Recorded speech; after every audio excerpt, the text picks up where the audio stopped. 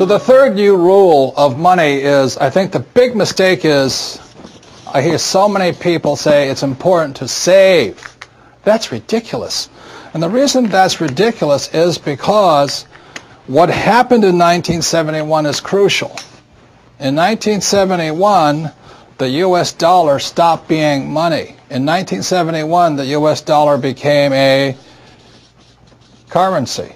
And what that meant is Richard Nixon, in 1971, the president, took us off the gold standard. That's like giving an alcoholic free rein to the bar, or it's like giving somebody who can't control their spending unlimited credit cards.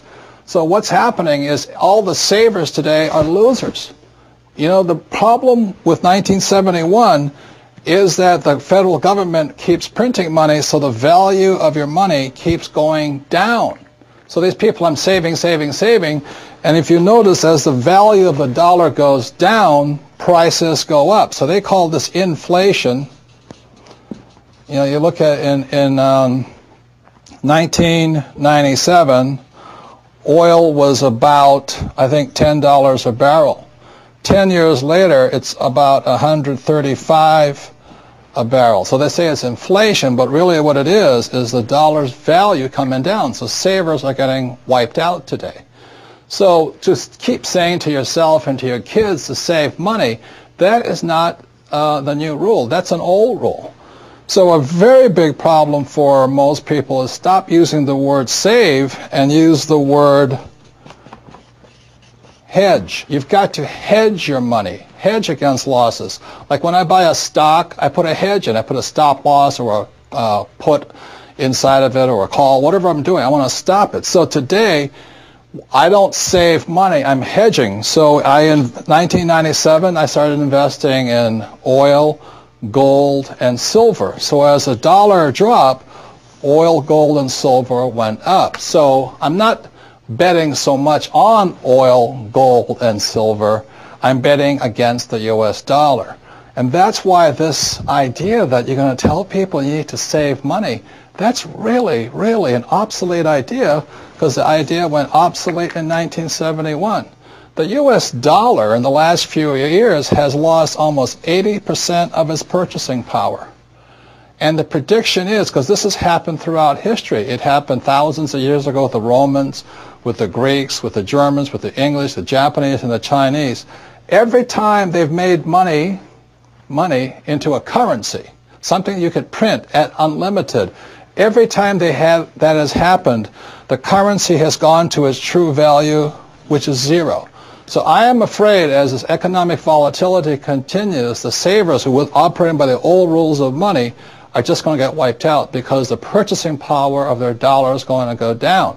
So even if the bank's paying you 5 to 10% interest, you can't keep up with the banks printing money.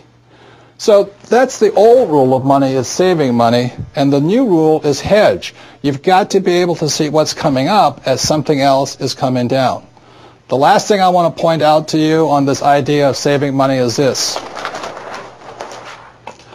One of the biggest misunderstandings in the world today is what they talk about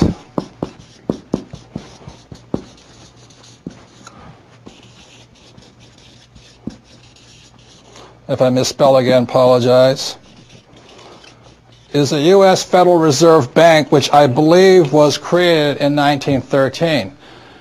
In 1971, the reason 1971 is such an important time was because the U.S. Federal Reserve became the bank to the world. They could print as much money as they wanted. Never in the history of the world has anybody been allowed to print money for the rest of the world. Let me backtrack one more time. I talked about how the Romans did it, the Greeks did it, and all this. Every time people have done this, chaos has broken out, and that's why there's chaos in the world today. So in 1913, when the U.S. Federal Reserve Bank was created, they were basically allowed to print money for the world.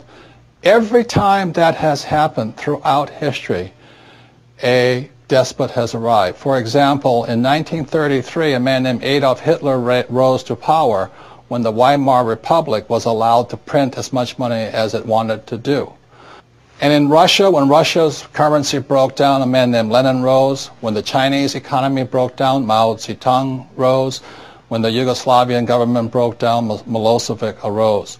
So we're in that critical point right now, and one of the causes of it was in 1933, this thing called the U.S. Federal Reserve was created. And I think, they've done a pretty good job of making the rich richer. Unfortunately, many of the poor are getting poor. One of the problems of this is you have to understand that, first of all, the U.S. Federal Reserve Bank is not U.S. It is made up of a bunch of international rich guys from all over the world. The second thing, it is not federal. It's not a U.S. entity. It is, again, a bunch of rich banks from all over the world. Third, it has no reserves. There is nothing there. And fourth, it's not a bank.